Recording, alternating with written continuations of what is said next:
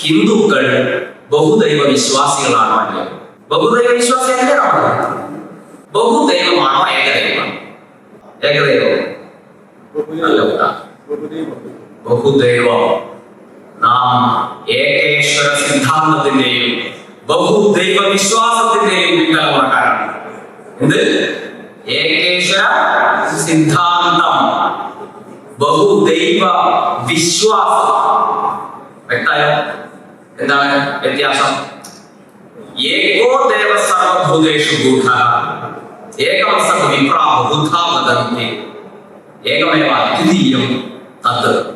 ആ സത്യം ഒന്നേ ഉള്ളൂ. സൂര്യനെ നിങ്ങൾ ഇങ്ങനെ വിശ്വസിക്കുന്നു? സൂര്യൻ ഒന്നുള്ളൂ നിങ്ങൾ വിശ്വസിക്കാൻ വിശ്വസിക്കുന്നു?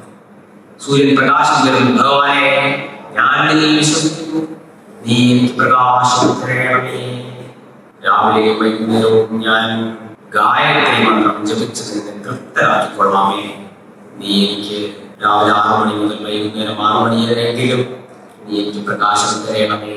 നമ്മളുടെ മുട്ടി പ്രാർത്ഥന കൊണ്ട് സൂര്യഭഗവാൻ നമുക്ക് പ്രകാശം തരുന്നുണ്ട്. എന്താ മനസ്സിലാവില്ല? അങ്ങനെയല്ലേ? ഇതിന്റെ വിശ്വാസമാണ് ആണോ? അപ്പൊ ഈശ്വരൻ വിശ്വസിക്കേണ്ടവരാണോ അല്ല അറിയേണ്ടവരാണോ? അപ്പൊ പിന്നെ ഏകദൈവ വിശ്വാസം എന്ന് പറയുന്നത് എന്ത് മണ്ടത്തരം? വിശ്വസിച്ചാൽ വിശ്വസിച്ചില്ലെങ്കിൽ ഈശ്വരൻ ഏകമല്ലേ? ആണോ? നിങ്ങൾ വിശ്വസിച്ചു, അപ്പോഴാണ് ഏകനാവുന്നത്. നിങ്ങൾ വിശ്വസിച്ചില്ല, അപ്പോഴാണ് നിങ്ങൾ പ്രാർത്ഥിച്ചു, അപ്പൊ ഈശ്വരൻ പറ്റില്ല. നിങ്ങൾ പ്രാർത്ഥിച്ചില്ല, അപ്പൊ ഈശ്വരൻ ഉണ്ടായി. അങ്ങനെ കാണാനല്ലേ? അങ്ങനെയാണോ? ഞാൻ 5 നേരം പ്രാർത്ഥിക്കുന്നതുകൊണ്ടാണ് ദൈവം സന്തോഷവാനായിരിക്കുന്നത്. സനാതന ധർമ്മം ഏക ഈശ്വര സിദ്ധാന്തത്തിന്റെ ധർമ്മമാണ്. സിദ്ധാന്തം എന്ന് പറയുന്നത് പ്രമാണപരമായി അതിനെ അനലൈസ് ചെയ്ത് സത്യം ഏകവും അദ്വിതീയവുമാണ് എന്ന് അറിഞ്ഞ് അനുഭവിച്ച് പ്രസ്താവിച്ച ഋഷിമാരുടെ ധർമ്മമാണ് സനാതന ധർമ്മം. ഏക ഈശ്വര സിദ്ധാന്തം. മനസ്സിലായില്ലേ? എന്താണ് സിദ്ധാന്തം? അനലൈസ് ചെയ്ത് അവസാനം എത്തിച്ചേരുന്ന സിദ്ധാന്തം. ഇങ്ങനെ നമ്മൾ അനലൈസ് ചെയ്യുമ്പോ, വിചാരം ചെയ്യുമ്പോ എന്താണ് സത്യം?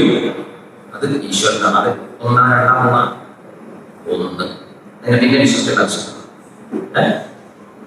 പിന്നെ ബഹുദൈവ വിശ്വാസികളാണ് നമ്മൾ. ആ ഈശ്വരനെ നാം പല രൂപത്തിൽ വിശ്വസിക്കുന്നു. അത് നമ്മുടെ സ്വാതന്ത്ര്യം.